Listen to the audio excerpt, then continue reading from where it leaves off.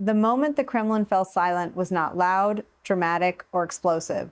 It was subtle, almost invisible at first, but to intelligence agencies across the world, it was instantly alarming. In Moscow, where power is usually projected through threats, speeches, and carefully staged displays of strength, silence is never accidental. It is calculated, and sometimes it is the most dangerous signal of all. In the early hours following an event Putin did not expect, Western analysts noticed something profoundly unusual. There was no emergency address, no warning of retaliation, no aggressive statements from the defense ministry, no familiar chorus of state television outrage. The Kremlin went dead silent, and that silence sent shockwaves through intelligence circles from Washington to Brussels. In authoritarian systems like Putin's Russia, silence does not mean calm. It rarely means restraint. It usually means confusion, fear, or internal collapse. When the Kremlin wants to project control, it speaks immediately. It floods the airwaves. It threatens escalation. It frames events before anyone else can. But this time, none of that happened. Hours passed, then a full day, and still nothing. Analysts began asking a dangerous question. What happened that left Moscow unable or unwilling to respond? This was not the kind of silence that follows confidence. It was the kind that follows shock. Something occurred that disrupted the Kremlin's internal balance so deeply that it froze decision-making at the very top. Intelligence assessments describe this as a paralysis moment when leaders are forced to confront a reality they were not prepared to manage. Putin, who has built his rule on appearing decisive and untouchable, suddenly faced a situation where every possible response carried unacceptable consequences. Speaking would reveal vulnerability. Retaliating could invite escalation he might not control. Doing nothing, however, exposed weakness. For years, Putin has relied on predictability, predictable fear, predictable red lines, predictable reactions. His power has rested on the belief that he always has an answer, always has a threat ready, always has escalation dominance. That belief shattered in this moment. The silence was not strategic messaging, it was the absence of a plan. And when a regime that survives on control loses its ability to respond, even briefly, it signals a deeper problem beneath the surface. What made this moment historic was not just what happened, but how Moscow reacted afterward, or more accurately, how it didn't react. Intelligence officials describe it as the first clear sign in this war that the Kremlin was caught completely off guard. Putin didn't expect this. He didn't prepare for it. And for the first time since the invasion began, the machinery of Russian power hesitated. The silence wasn't empty. It was loaded with fear, uncertainty, and the unmistakable sound of a system struggling to regain control. To understand why this moment stunned the Kremlin so deeply, you have to understand what Vladimir Putin genuinely believed would happen. For more than 2 decades, Putin has governed through a carefully cultivated doctrine of deterrence. He did not rely solely on military strength, but on fear, ambiguity, and the constant suggestion that any challenge would be met with overwhelming consequences. Red lines were drawn not to be crossed, but to never be tested. And for a long time, that strategy worked. Putin came to believe that the mere threat of retaliation was as powerful as retaliation itself. His core assumption was simple. Fear would do the work for him. Ukraine would be restrained by the threat of escalation. Western governments would hesitate, worried about provoking a larger war. NATO would calculate risk and step back. Putin believed that everyone involved understood the rules of his game. He would threaten catastrophe, and others would blink. This belief was reinforced repeatedly over the years. After the annexation of Crimea, the response was limited. After Syria, the consequences were manageable. Even after the full-scale invasion of Ukraine, Putin issued nuclear rhetoric, energy threats, and warnings of red lines, and each time he interpreted caution from the West as proof that deterrence was working. That history shaped Putin's confidence. He believed Russian air defenses were impenetrable, his escalation dominance unmatched, and his ability to frighten adversaries intact. In his worldview, Russia did not need to constantly fight at full intensity. It only needed to convince others that it could. Kremlin messaging reflected this mindset. State media emphasized unstoppable weapons, hypersonic missiles, and catastrophic retaliation. The goal was not to explain military reality, but to intimidate psychologically. Threats were theatrical by design, meant to freeze opponents before action was required. Most importantly, Putin believed retaliation would never truly be tested. He assumed Ukraine would avoid actions that might provoke personal or symbolic consequences. He assumed Western leaders would quietly pressure restraint behind the scenes. He assumed that if a red line were approached, fear would intervene before impact. In Putin's mind, the system was self-enforcing. His threats had become institutionalized. No one needed to challenge them because everyone supposedly understood the cost. That assumption became a trap. Over time, Putin stopped asking whether deterrence still worked and began treating it as a permanent law of nature. He mistook caution for submission, hesitation for fear, and silence for acceptance. He believed his enemies were managing the war within boundaries he controlled. What he failed to recognize was that deterrence only functions when it remains credible. The moment opponents begin to doubt it, the entire structure collapses. Putin entered this moment fully convinced that his red lines still commanded obedience. He did not expect to be proven wrong. What actually happened behind closed doors in Moscow was far different from the image of calm control the Kremlin tries to project to the world. As the hours passed without a public response, the real story was unfolding out of sight inside secured rooms where confusion replaced certainty. Intelligence assessments indicate that this was not a moment of strategic restraint, but one of internal shock. Senior officials were summoned urgently, emergency briefings were called, and yet there was no consensus on what to do next. That indecision is what produced the silence the world noticed. Inside the Russian power structure, authority depends on alignment. Political leadership, military command, intelligence services, and internal security must move in the same direction. In this moment, they did not. Military leaders reportedly demanded clarity on retaliation options. Intelligence officials warned that escalation could invite consequences Russia was not prepared to manage. Security services focused on internal failures and exposure. Each faction saw danger, but none could define a safe path forward. When every option carries risk, paralysis becomes the default. Finger-pointing began almost immediately. Air defense commanders were questioned. Intelligence officers were pressed to explain how assumptions had failed. Political advisors scrambled to assess how much could be acknowledged publicly without revealing vulnerability. This internal blame cycle consumed critical time. Instead of issuing a decisive response, the system turned inward, attempting to protect itself from accountability. In authoritarian systems, this is a dangerous phase. Officials are trained to avoid being the bearer of bad news, and when something goes wrong at the highest level, silence becomes a survival instinct. What made the situation worse was Putin's position at the center of it. His leadership style discourages open debate and rewards certainty, even when certainty is false.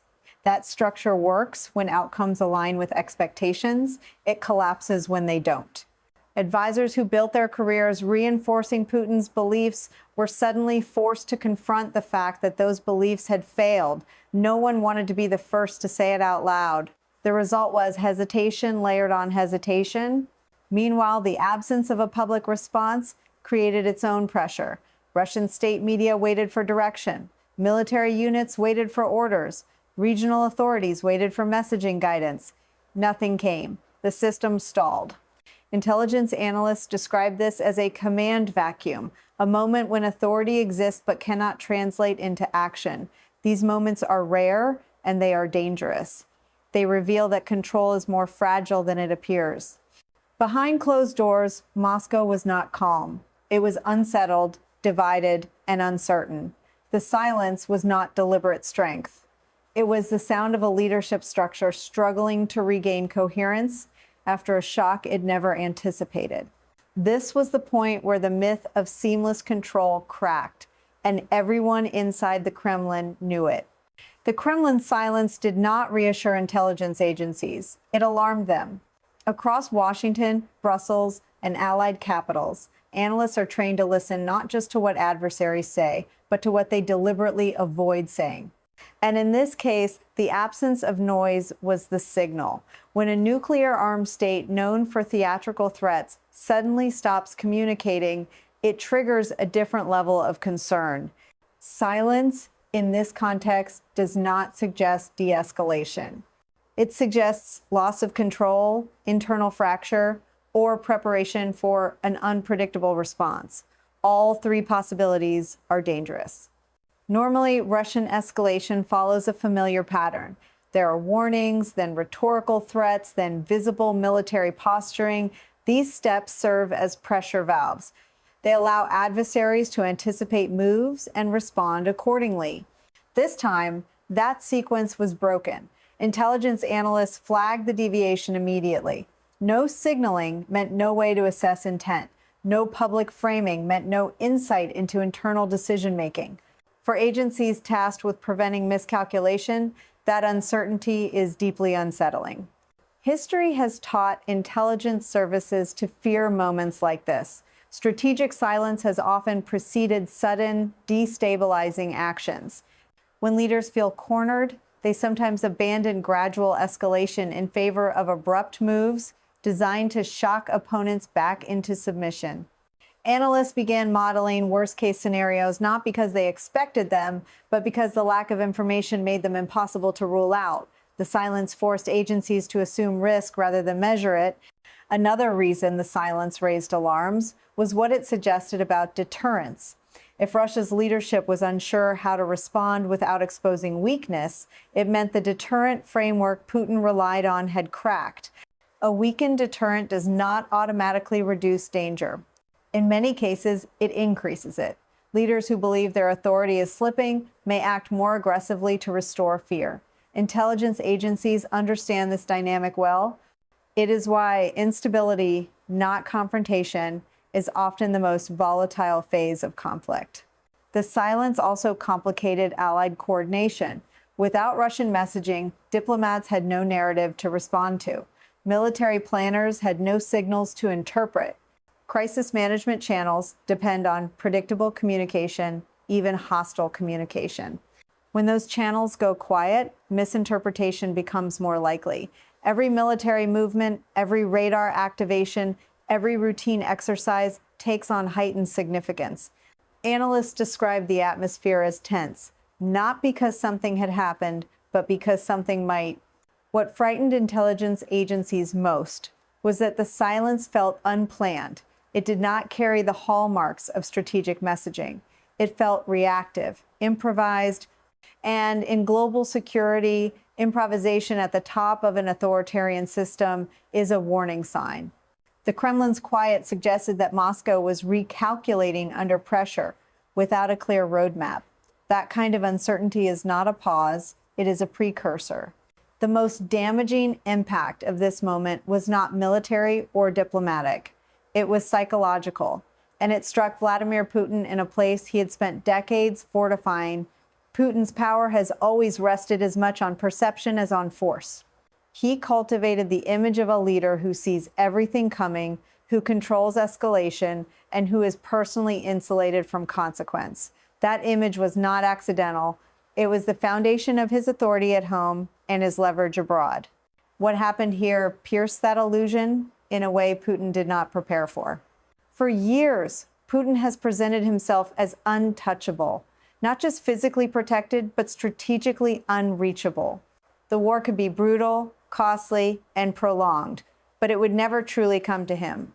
Decisions would remain abstract, consequences distant, and risk contained within boundaries he defined. This belief shaped his confidence and his behavior.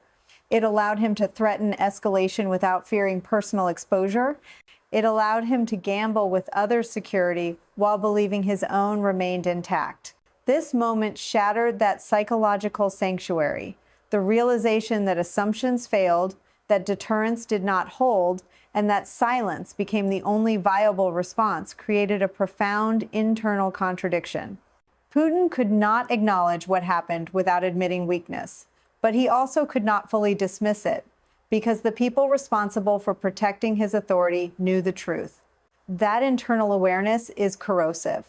It changes how leaders see themselves and how they are seen by those around them. Authoritarian systems depend on certainty. Subordinates must believe the leader is always in control, even when reality suggests otherwise. When that belief cracks, loyalty becomes conditional.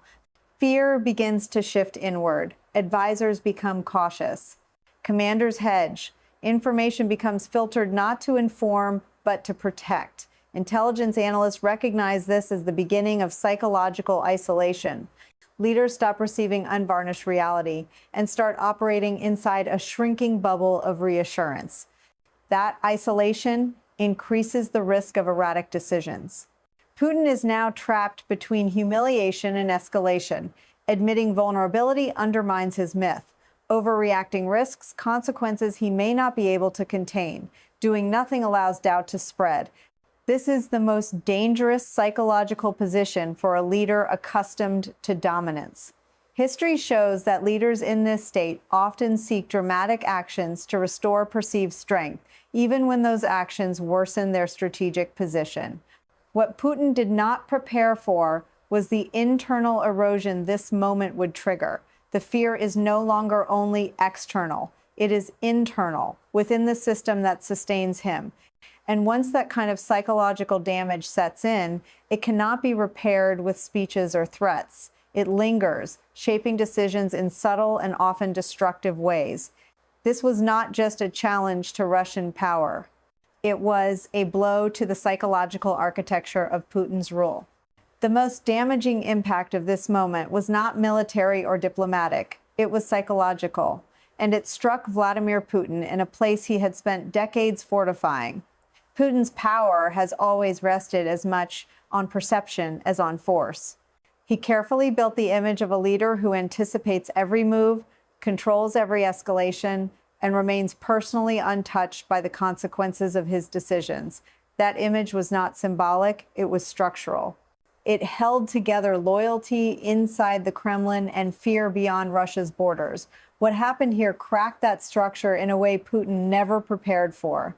For years, Putin operated from a position of psychological safety. Wars could be fought far away. Losses could be absorbed by others. Risks could be imposed without being personally felt.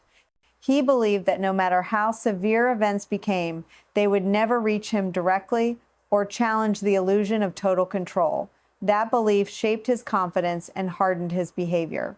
It allowed him to threaten endlessly, to gamble repeatedly, and to assume that fear alone would prevent anyone from pushing too far. This moment shattered that assumption. The silence that followed was not just political, it was personal. Putin found himself in a position where every response exposed him. Speaking would acknowledge vulnerability. Retaliating risked escalation he might not control. Doing nothing allowed doubt to spread within his own system. This is the psychological trap authoritarian leaders fear most, because it removes the illusion of choice. No option reinforces strength. Every option reveals limitation. Inside the Kremlin, this creates a dangerous dynamic. Advisors begin protecting themselves instead of advising honestly. Security officials focus on blame rather than solutions. Intelligence becomes filtered, softened, and delayed. Leaders who once believed they commanded reality begin operating inside an echo chamber designed to shield them from uncomfortable truths. Analysts recognize this as psychological isolation, a condition that precedes erratic and often catastrophic decision-making. Putin is now caught between humiliation and overreaction. He cannot admit failure without undermining the myth that sustains his rule.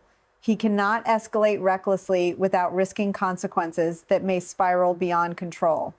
And he cannot fully ignore what happened, because everyone around him understands its significance. That internal contradiction produces stress, anger, and desperation, not clarity. What Putin failed to anticipate was how deeply this moment would destabilize his internal confidence. Psychological blows linger longer than military setbacks. They alter judgment, distort risk assessment, and push leaders toward dramatic gestures meant to restore authority. This was not just a challenge to Russian power. It was a direct strike at the psychological foundation of Putin's leadership, and those effects do not fade quietly. When Moscow says nothing, the world does not relax. It leans forward. Silence at this stage is not an ending, but a transition, a moment where calculations are being rewritten under pressure. For analysts watching the Kremlin, the absence of response suggests that Russia has entered a recalibration phase, not a retreat. This is the period where decisions are shaped by fear, pride, and uncertainty, rather than confidence or strategy. What comes next will be determined not by strength, but by how Putin chooses to escape the psychological and political corner he now occupies. There are several paths forward, and none are simple. One possibility is delayed escalation. Instead of immediate retaliation, Moscow may choose a response that is asymmetric, deniable, or indirect, designed to restore fear without triggering a clear counter-reaction. Cyber operations, covert actions, or sudden military pressure in unexpected areas all fit this pattern. Silence in this scenario is a way to buy time while preparing something that feels decisive. Another possibility is paralysis. Internal divisions, blame, and uncertainty may continue to slow decision-making, creating openings for Ukraine and its allies. Command confusion weakens coordination. Hesitation undermines deterrence. In this scenario, Moscow's silence reflects an inability to agree on a course of action. That condition does not last forever, but while it persists, it shifts momentum away from the Kremlin and toward those willing to act decisively. There is also the most dangerous path: overreaction driven by humiliation. Leaders who feel exposed sometimes choose dramatic escalation to reassert dominance, even when it worsens their strategic position. Intelligence agencies are particularly sensitive to this risk. Silence can precede sudden, disproportionate moves intended to shock opponents back into submission. The danger lies not in calculated strategy, but in emotional decision-making under stress. For Ukraine, this moment creates both opportunity and risk. Russian hesitation can be exploited. Disorganization can be pressured. But every advance must be balanced against escalation management. NATO planners are watching closely, not just for what Russia does, but for how it decides. The challenge is to move forward without triggering the kind of response that silence may be concealing. What is clear is that Moscow cannot remain silent indefinitely. The Kremlin's power depends on narrative, control, and perceived inevitability. Silence erodes all three. When Russia speaks again, it will be an attempt to restore authority, whether through action or rhetoric. But the conditions have changed. The assumptions that guided Putin before no longer hold. And when leaders are forced to operate in a reality they did not expect, the consequences are rarely stable. This silence is not peace. It is the sound of a system struggling to decide its next move.